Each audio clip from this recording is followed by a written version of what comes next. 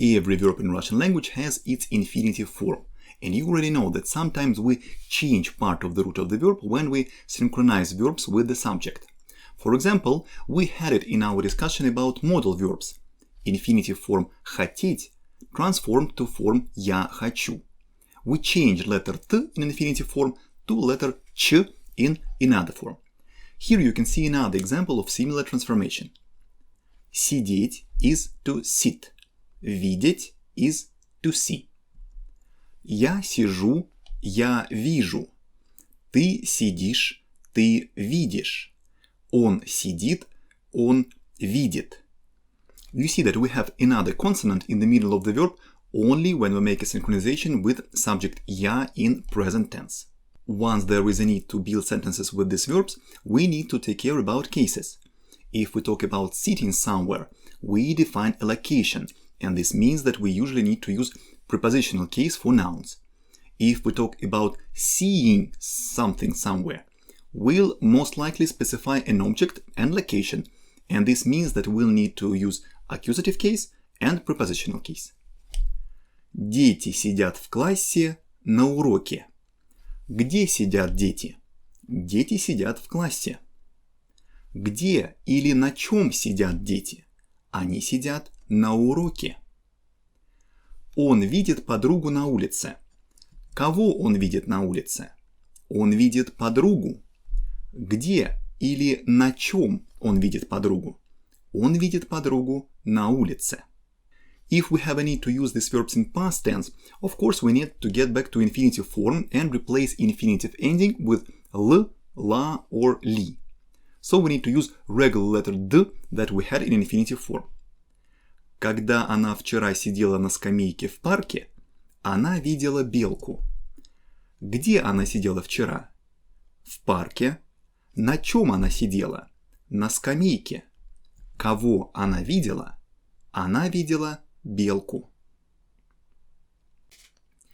We are coming closer to discussion about various types of verbs that we have in Russian language. There is an approach that we can use to call verbs active or dynamic and not active or static. This difference is very clear when we talk about being at home or coming home. In English language, when we talk about location or destination, we use one question word, where. But in Russian we use two different question words, где and куда. Где мы? Мы дома. Где мы? Мы в доме. Куда он идет? Он идет домой. Куда он идет? Он идет в дом.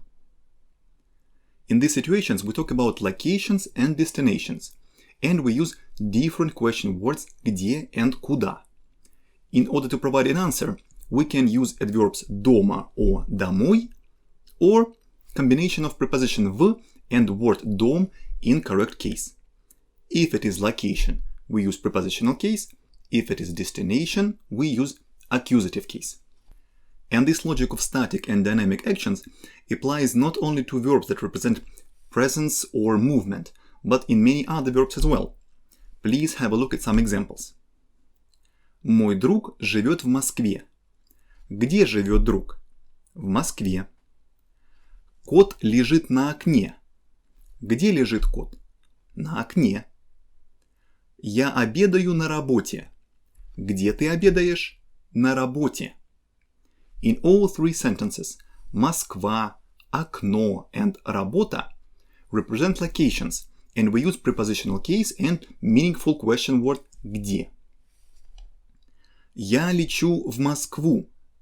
Куда ты летишь? В Москву. Я смотрю в окно. Куда ты смотришь? В окно.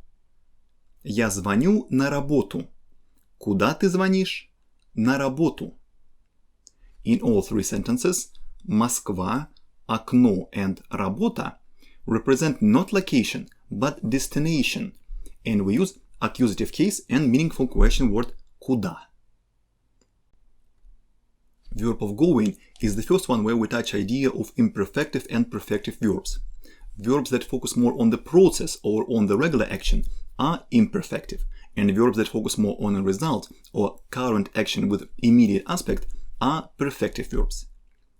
идти is the verb that we use to describe current action of going somewhere. You see that this infinitive form is a little bit special because the ending is t and not regular t plus soft sign that we usually have. We change this verb in the following way. Я иду, ты идешь, он идет, мы идем, вы идете, они идут. Another verb of going is ходить. And this verb we use when we talk about regular action or that kind of going that we can rephrase as visiting some place and come back. Я хожу, ты ходишь, он ходит, мы ходим, вы ходите, они ходят. You see that we make some change in the consonant in the form of the verb for subject я. It's not that difficult what the verb to choose when we talk about going, because usually we have some triggers that help us to define if we are talking about one-time action or regular action. Please look at the screen. Он сейчас идет на работу. We have trigger сейчас, and this helps us to focus on current activity and use verb идти in correct form synchronized with subject on. Мы медленно идем в театр, потому что у нас еще есть время. Here we describe our current activity and the way we do this action. Past tense of this verb is very special, and it has forms шел, шла, and шли. You see that regular logic of ending is in place, letter L, but the root is not comparable to infinitive form of the verb at all. Here is an example. Вчера она шла домой быстро. We have trigger вчера that tells us about sentence in the past tense, and we understand that we focus on one-way direction of going, and that's why we use verb шла. In other examples. Он каждый день ходит на работу. Мы часто ходим в театр. We are talking here about regular or repeated action, and we use verb ходить. Past tense for this verb is built in a simple way that you already know. Раньше мы редко ходили в театр. Important moment is that in all these examples, работа и театр are destinations, and because of that we use these words in accusative case. В театр и на работу. When we do an action, it usually has a reason and result. And when we build communication schemes, we ask question почему and provide answers starting with потому что или так как. But if we change our focus from internal reasons and switch it to external aims, we need to use another question word and another connecting word. Please have a look at the screen. Question word зачем helps us to clarify the purpose of somebody's action. And connecting word чтобы is used to show the purpose as some goal that you can achieve for yourself or for others.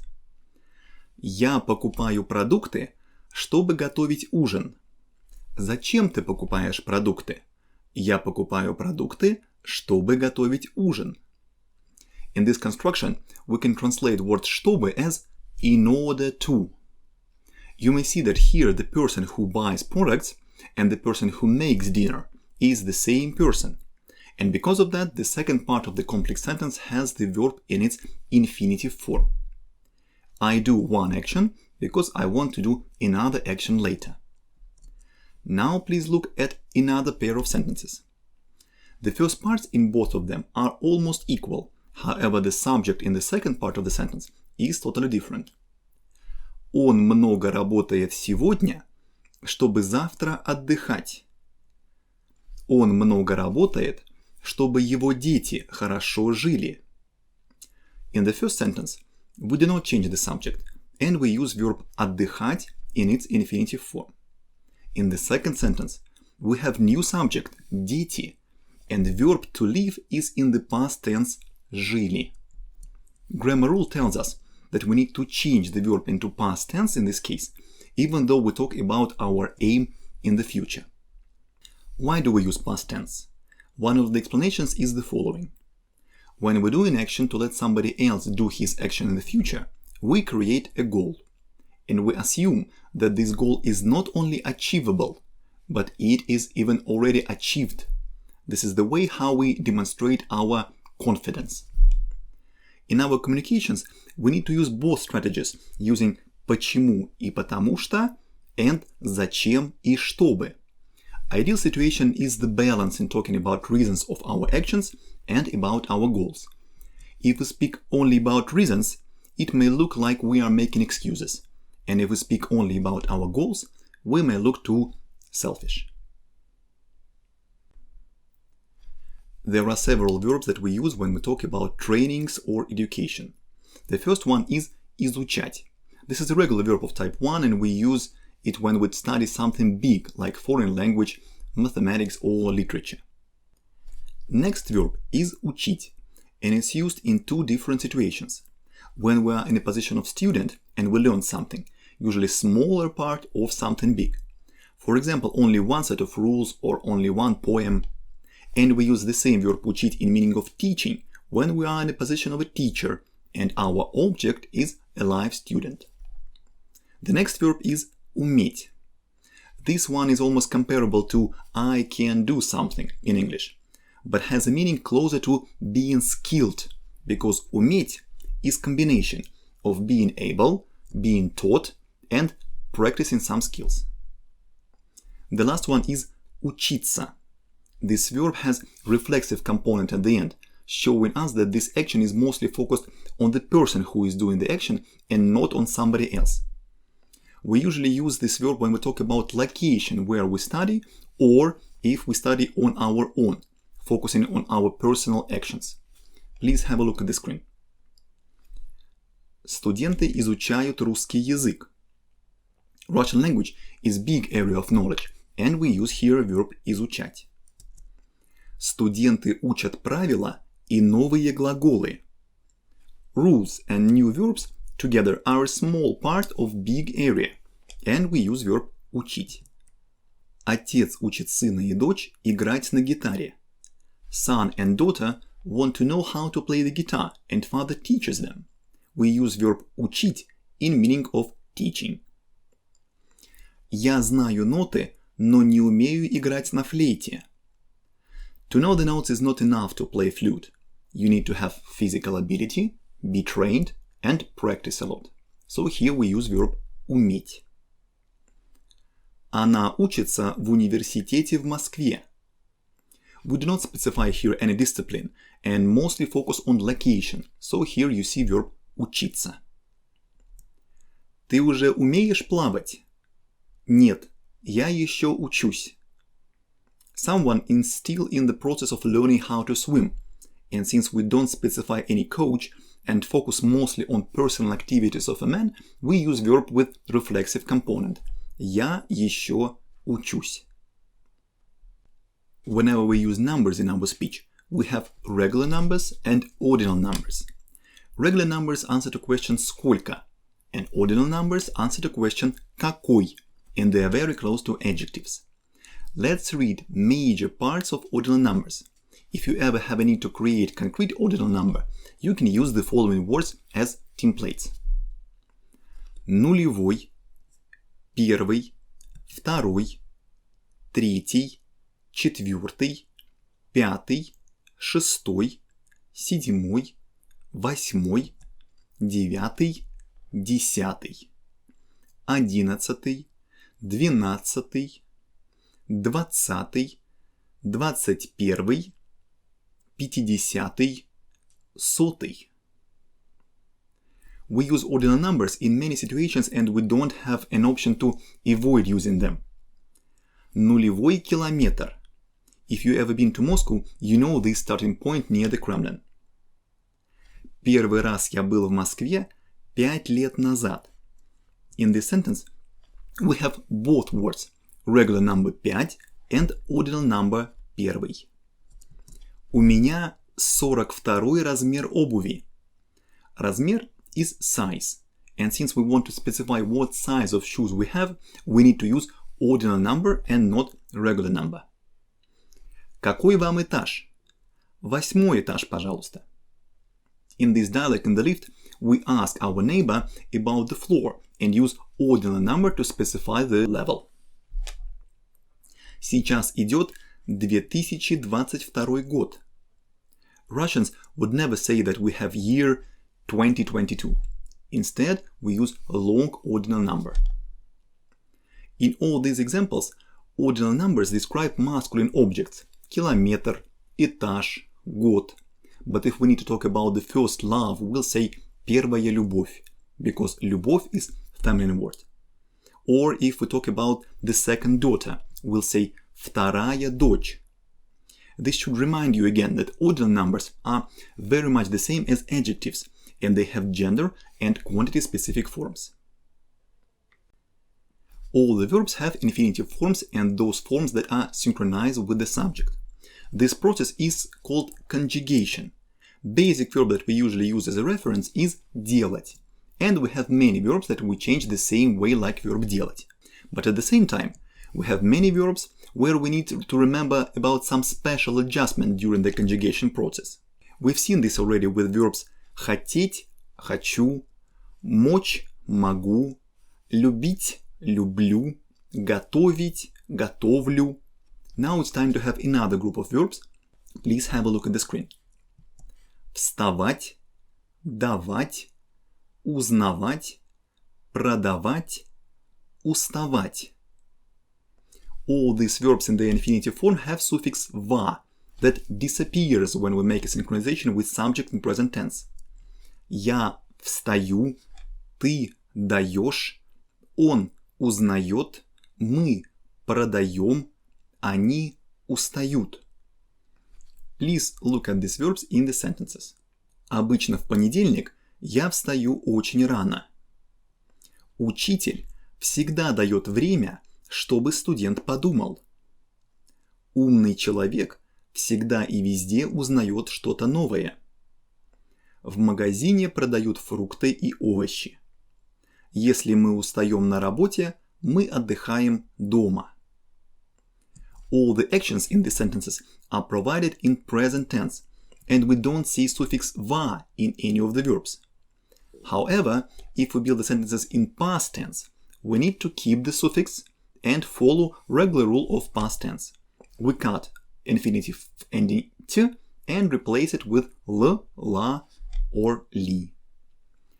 Раньше он уставал много, а теперь он устает мало. The first part of this complex sentence is in the past because we have clear trigger word раньше. The second part is in present. You see that in the first part we have suffix va, but in the second part we don't have this suffix. Every time when we talk about time, we use various aspects. Sometimes we want to focus on duration, and we need to use construction как долго to ask about duration. Sometimes we need to ask about the moment when some event has started or when it will start, and we need to use question word когда to ask about that moment. In order to provide an answer, we use words через and назад when we focus on future or on the past. Как долго вы здесь живете? Неделю. Когда вы там были? Мы там были неделю назад. Когда он будет дома? Он будет дома через неделю. Initial form of week in Russian language is неделя. It is a noun of feminine gender. All these examples use word неделя in form неделю, since duration and both constructions with через and назад are functions of accusative case. Как долго? Неделю. Когда? Неделю назад. Когда? Через неделю.